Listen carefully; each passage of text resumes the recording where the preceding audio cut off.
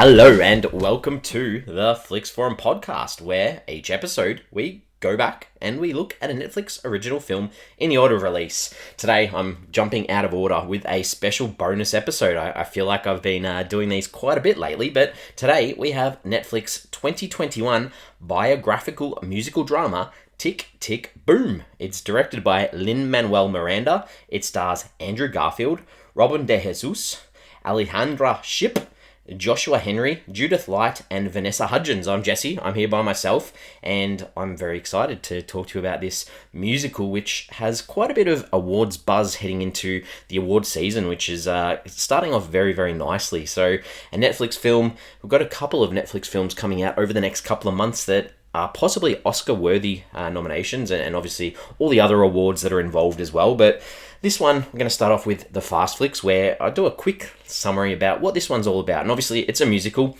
and this musical, it's about an up-and-coming composer trying to get a workshop for a musical that he's written in the lead-up to his 30th birthday. So, if you haven't got any context behind what this one is all about, I've put together a little bit of information about where this film came to the Netflix screens, as well as how it was adapted from a off-Broadway style show. So I guess it was first announced in 2018 that Lin-Manuel Miranda would make his directorial debut with the musical adaptation of this. And it's produced with Imagine Entertainment, and they also got on board the script writer Stephen Levinson from Dear Evan Hansen, which is also another musical that has come out in 2021. So then, June 2019, Netflix acquired the film, and they had Andrew Garfield as the top choice to star, even though Andrew Garfield had no real singing experience before this. They were very keen to have him involved on this one. So, led to principal photography beginning in March of 2020.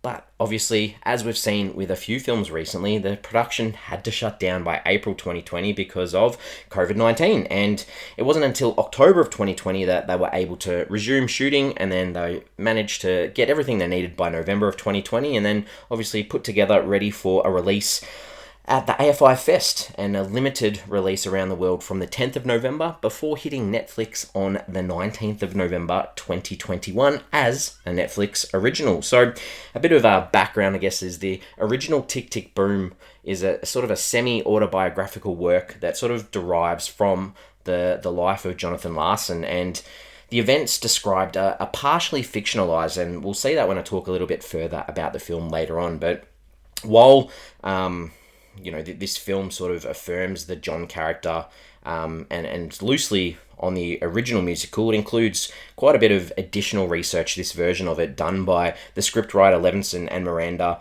They went to the Library of Congress and went through Jonathan Larson's archives, and the script alludes to the fact that parts of this story are things that Jonathan possibly made up. So while some characters are based on people in his life, and the story is based on his trying to get a musical up and running off Broadway, there are bits and pieces that have been sort of changed around in this one. The director, Miranda, noted in an interview that there's no actual definitive version of this musical Tick, Tick, Boom.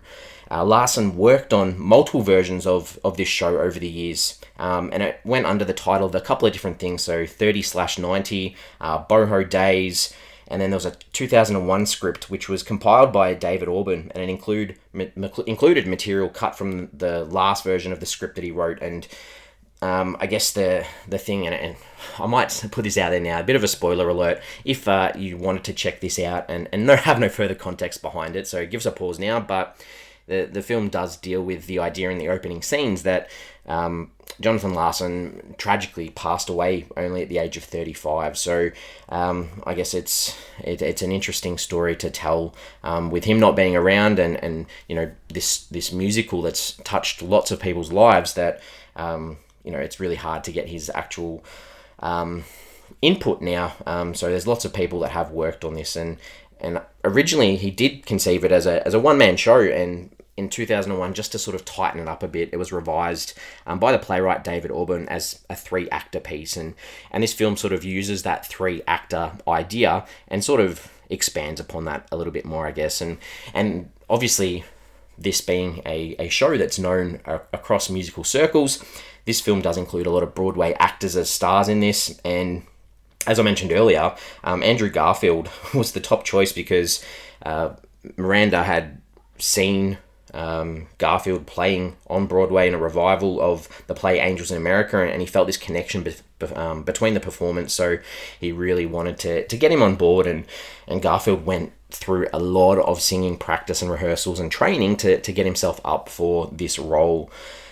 Sort of stepping back a little bit, I guess, and the idea that this film is an adaptation of a stage show is obviously going to mean that the songs are sort of songs that obviously mean a lot to a lot of people, and this version of the film sort of took some out from some of the stage versions. And like I mentioned, that there are so many different versions of this story that you can't please everyone, but I think so far we can sort of say that this film is pleasing a lot of people. And I know that it is early days and it's only been out for a couple of days, but realistically, if we look at what the critics and audiences are saying, if we looked at Rotten Tomatoes, it sits on an 88% fresh at the moment on 132 reviews. So that's actually certified fresh, which is quite a good thing to see early on. The audience on Rotten Tomatoes has it at 95% as well. And even when you look at more user-rated websites such as IMDb, it sits on a 7.9 out of 10 on nearly 8,000 reviews, which is extremely high. And the same on Letterboxd, 26,500 people, and it sits on a 3.9 out of 5. So really, really high so far. This was filmed in and around New York City, where obviously the story takes place, or the narrative of Tick Tick Boom. And so far, and like I've mentioned before, I think Garfield is probably going to be nominated for a few awards for this performance. But at this stage, there's only one category or award that this film has been nominated for so far, and that's at the Hollywood Music in Media Awards for Best Music, Themed Film, Biopic, or Musical. Obviously, it hasn't been announced who's going to win that yet, but nice to hear that it does have some early awards recognition. Thinking a little bit more, taglines. The tagline for this one is, how much time do we have to do something great? And that fits in really well with the story and some of the characters that I'm going to talk about very shortly in this film. Translations across the world. I like to check out and see if there's any funny ones. And while it's Tick Tick Boom across the world in many places, in Taiwan it's simply called Countdown.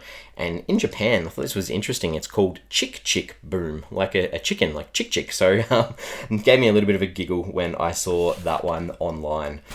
And that will take me into my early thoughts for this one. So it did take me a little bit to get into this, but once it got going, this is an enjoyable ride. It's got songs that you're going to want to revisit and some real top-notch performances. So, like I've mentioned before, stick with me, I guess, from now on, only if you've seen this. If you're going to see it, I don't want to spoil it for you, so please do give it a pause, come back a little bit later on, and that will take me into talking about the characters in this film. I have to start with the main character in this one, and that's Jonathan Larson, obviously a real guy in real life.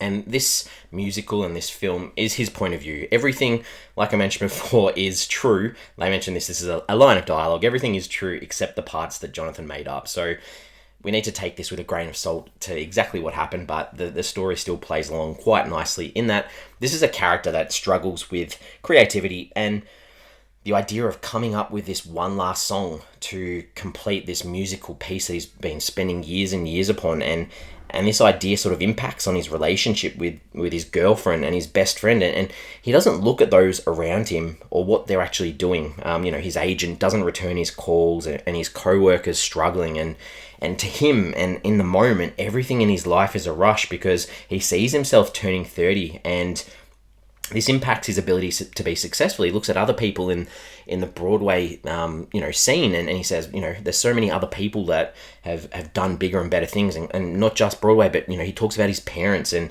how he sees himself as a failure if he isn't able to get this one Broadway show up and running by the time he's 30. So it goes under that idea that he isn't in it all for the money. He's in it for this love of music, this love of the arts, and everything depends on this workshop that he's got set up because this is the biggest break that he's ever had. So he wants this to be successful so his friends, his family, and the people around him can see him as a success, even though they already do see him as a success throughout. It's him needing that gratification, I guess. And I think that as it's a musical, the songs do such a good job of explaining where Jonathan is at each part of the narrative. there's these lines that I'll quote here, like treading water, making sure he's not panicking, this idea of staying a child forever, but time's flying, and he recognizes, he thought he'd have a wife and a dog and a family by now, but he has this feeling of being nailed to the floor. And how can you soar, or how can you grow, or how can you continue with your life if you're constantly facing these pushbacks? And I think that I really enjoyed this character, even though it's very hard to see. You can definitely see where he was at and where he wants to be, but it's so hard to empathize with the way he treats the people around him, because he's just so blocked in on what he wants to do. And I guess talking about these people around him that he should be giving more attention to. The first person I'll start with is Susan, who's his partner, and they give this introduction that she grew up in a small town and fell in love with dance, and she's a dancer, but she had this, moved to New York City, had a really bad injury, and is finally getting back from that injury, and she's got this offer to move away, but her ability to take on her own career goals is sort of set back a bit by Jonathan's inability to commit, or his inability to see outside the work that he's doing, because it's clear Susan wants a life with John, but she also doesn't want to be stuck in this rut with his inability to think outside his work, and that continues on with his best mate Michael, who he grew up with, and I apologize, I know I'm looking at all these characters through the lens of Jonathan, but that's what this whole musical is all about. So you think about his friend Michael, and he grew up with him, they did acting together, and he's realized it's not going to work for him, so he's taken these opportunities in the corporate world, and he's lived with Jonathan, but he's starting to see that I can make money doing a job, and Jonathan's sitting there living in a crappy old apartment, and he wants Jonathan to acknowledge that and say, hey, it's okay to have goals. It's okay to set these ambitions of what you want to do, but you need to be able to support yourself in another way while chasing those dreams. And I think Michael, I really enjoyed the performance and the character of Michael too, as well as Susan. And realistically, like I mentioned at the start, when this was readapted and it was put together as a 3-person sort of play, so these are the 3 characters that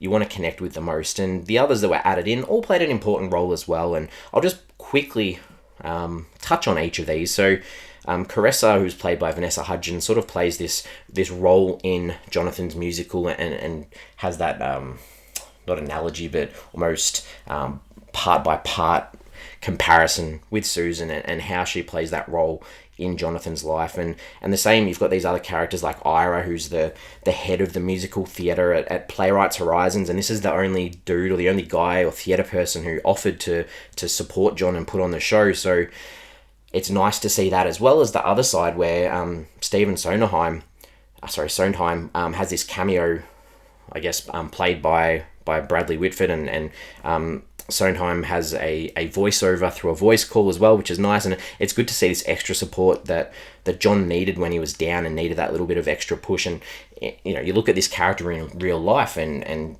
it's clear that he actually played an important role not only in Jonathan's career, but also the director of this film, Miranda, as well. So it's nice to see that people who make it big in industries, and especially in this case in the Broadway industry, that are still there to support the big name supporting the smaller talent. So, again, really, really nice, small little characters that sort of play on this role and where Jonathan's trying to go throughout his life. That'll take me towards Lin-Manuel Miranda, and I don't really need to tell you guys too much about him, because I'm sure you know heaps about him. This is the guy that created Hamilton, and what a big 12 months he's had just in the industry. Like, you look at Hamilton hitting Disney Plus, getting rave reviews.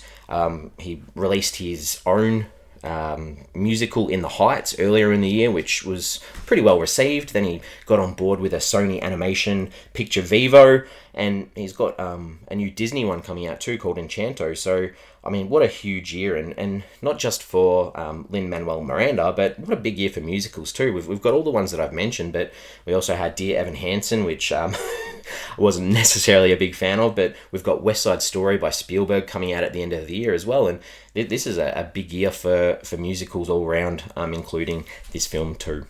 Time for me to talk about some scenes, and start off with the ones that I liked, and it's really hard. I've mentioned I did enjoy this, so there's not a lot, like, I'd like to include the whole film, but I'll just pick on a couple of nice little pieces that stood out. In particular, obviously it's a musical, so I'm going to talk about some musical scenes.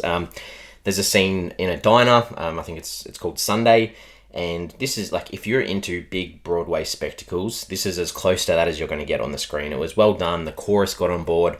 That was a really good scene. Following on from that, the idea of Superbia, it's not Suburbia, Superbia, which is the original play, sort of like a sci-fi type of play that Jonathan Larson was trying to pitch. That's the underlining story of this film. Just some lines that he spoke about, what it's about, this MTV generation that's staring at screens of their media transmitters, and just that one line of, this is the 1990s that this film set in, and I mean, it's realistically, we're 30 years later and we've still got that idea. We're not necessarily talking about the MTV generation, but we're talking about a generation that are staring at their screens. They're addicted to these media transmitters. They're addicted to social media, and it's just nice to see that in a film, that they're able to make that correlation between something that happened, a lifetime ago, almost. Modern romance. There's this scene where they talk about Jonathan and Susan's relationship through, it's like a fight song, I guess, which is done through a performance on stage, as well as intercutting scenes between the characters arguing, and between John and Susan, and Caressa is playing that part on stage. It was edited so well, and just the impact of that song was excellent. So highly recommend that scene from this film. Continuing on, there's a scene where John sort of decides, hey, I need to get some cash to get some more performers on my show, and he goes to this focus group that Michael sort of set up for him, and they do this brainstorming session, and the group's all talking about the ideas of what America means to them, and they talk about Abraham Lincoln and George Washington, and he has this sort of side flash or soliloquy if we're on stage, where he's on about empires and racism and genocide in Vietnam, and it sort of just gives you that further insight to him as a character, as to where he stands and how he's a little bit more alternative to the rest of what's going on at that time, and why he's so focused on being an artist and showing the world what he has to give. So I enjoyed that scene too. By far my favourite scene in this film is the scene where John and Michael sort of have it out on the street, and Michael sort of says to him that, John, you take all the things you have for granted, and he talks about you have a life with the person you love, and Michael sort of relates that and says, you don't know what I would give for that. He says that John turns his nose up at it, and Michael goes on and talks about, I can't get married, I can't have kids, all of our friends are dying around us. It was just such an emotional scene, and just works so well as that turning point in their relationship, and almost in John's way of interpreting where he sits in society and with his friends and in his own little world. From that, we saw a scene where Jonathan goes to the swimming pool, and there's a song in the swimming pool. He's burning all his energy off. There's these cool high-angle shots of the swimming lanes, and the lanes turn into sheets of music as he's trying to come up with this final song that he needs. Really well done. And then leads into the performance of his play, and Caressa and Susan sing this new song that had been the stress of this whole film, and Vanessa Hudgens bangs that song out really nicely. And then another song where John has this moment in the park, in Central Park, where he's singing about his life with Michael and their life together, and talking about coming to his senses, and there's just this piano on a stage in the middle of Central Park. He's belting it out, and it starts raining, and it sort of just leads on to the concluding parts of the film, which was nice. And in particular, John and Susan, they part ways, and I've given a spoiler alert, so I apologise if you've continued. That's your fault, not mine. But I know in real life that John and this character, like, her name wasn't Susan, but I know that him and his partner stayed together until his death a couple of years later. But I think that this was a good call in that they didn't stay together, because I don't think at this stage in his life he deserved to be with her. She needed to be able to reach out and go for what she wanted as well. And finally, the closing part sort of gives the explanation of the real John, and how he died the night before Rent premiered, which is obviously another stage show that he created, and the final big song with the whole cast about cages and wings. It was just a nice way to finish this film off, and so many good scenes. I tried to cut them down as best as possible, but hopefully if you've seen this, you might agree with some of the things that I've stated here. The only thing I'm going to touch on in that I didn't like, I guess I had to pick a song that didn't really stand out for me, and while I think the the visuals were stunning, and the dance movements were stunning in the song where Michael's moving into his apartment and John going to check it out. It was probably my least favourite song out of the whole show. So I know it's a tiny little thing to pick on, but that's where I'm going to leave it, because overall this was very, very enjoyable. Time to talk about some themes and some ideas, or where this film was trying to say, or some motifs, I guess. And I think that obviously it's set in New York City, 1990, and there's a big commentary on what was going on in and around New York during that time. In the background on televisions, there's a lot of commentary on HIV and the struggles that the community that John lives in was dealing with, in particular with a lot of his friends being diagnosed with HIV and getting very ill, and they make mention of those that are passing on. So I think it does it in a nice way, in that they're highlighting the fact that this impacted a lot of people. And it leads into that idea of compassion and empathy and perseverance. Like, John, while he was so focused on his own life, he still was empathetic towards these people and compassionate, because they were his friends. And it leads into that idea too of his perseverance. He was stuck to his one goal of achieving this Broadway show that he wanted to be put out there. And this film is very much about art and about the art community and those that follow the process, and they do it for the love of wanting to share their thoughts, their ideas, their skills with the world. And I guess towards the end, the idea that writing or creating art around what you know is often a lot more impactful and a lot more influential than trying to write about stuff or perform stuff that you don't have a connection with. So I really liked that, and it leads into that idea through John as well, that he was so worried about the impact that he was having in his life and whether he was going to achieve his goal. And, he was so set on doing this that it's really important for him to actually see this success. And it's nice to be able to see that, even though he didn't get to live that success much in his actual life. The last thing that I'll talk about here, I think the idea of coldness was put in throughout. And, we see it early on where John's on the rooftop with Susan and he takes her jacket because he's so cold. And it sort of highlighted to me, maybe this is the idea that he's cold to the world and not inviting others in because he's so focused on himself. So a life without others can lead to coldness. You need the warmth of others. And I guess you see him have this revelation at the end where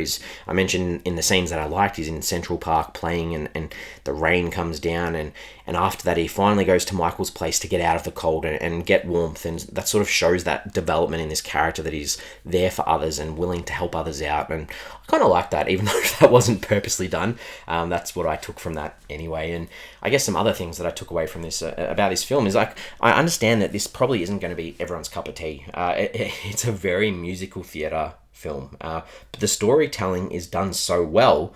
I'd be disappointed if people didn't give it a crack because of it being a musical. I mean, you look at, and I mentioned this before, Dear Evan Hansen, which came out this year, and that was really poorly done. And you look at this, and the performances from Garfield and Hudgens and the others, it's almost worth checking it out just for some of these performances in this film. And that's almost time to wrap this up, I think. I think that I've probably given you a bit of context around it, some things that I really liked.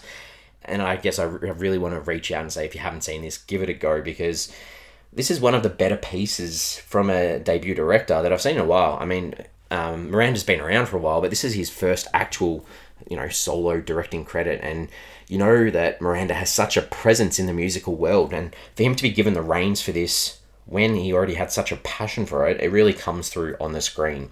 Garfield, he's top-notch too. I mean, I can't talk his performance up enough. And I really hope he is nominated at the Oscars and some other award ceremonies. There's no other way that I can put that. I think that, like I mentioned, the songs tell John's story so well.